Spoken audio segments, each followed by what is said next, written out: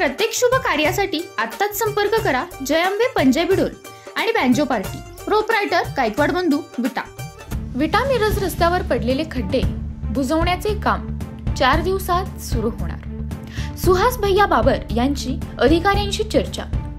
राष्ट्रीय महामार्गावरील विटा मिरज या रस्त्यावर पडलेले खड्डे बुजवण्याचे 2 दिवसात काम सुरू होणार आहे। सदर कामाचे रुपये 5 कोटी रकमेचे टेंडर उद्याच उघडणार आहे।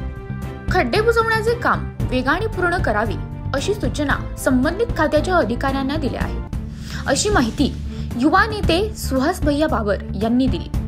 मिरज फलटण हा राष्ट्रीय महामार्ग खानापूर तालुक्यातून माहुली, नागेवाडी, घाणवड, गारडी, विटा, कारवे तसेच तासगाव तालुक्यातील आळते, लिंब, शिरगाव, वंजारवाडी, तासगाव, कवठेकंद, कुमटे फाटा या मार्गे म्हैसाळला जातो।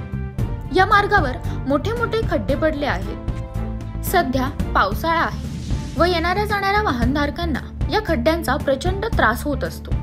याबाबत राष्ट्रीय महामार्ग विभागाचे कार्यकारी अभियंता श्री केडी मुधाळे यांच्याशी संपर्क साधून सदर खड्डे बुजवण्याचे काम तातडीने करावे अशी मागणी केली। यावर कार्यकारी अभियंता मुधाळे यांनी या मार्गावरील खड्डे बुजवण्यासाठी कामासाठी निविदा प्रक्रिया काढण्यात आली होती। ही निविदा उद्याच खुली होणार आहे। यामुळे निविदा खुली होताच 4 दिवसात खड्डे बुजवण्याच्या कामास सुरुवात होईल असे त्यांनी सांगितले।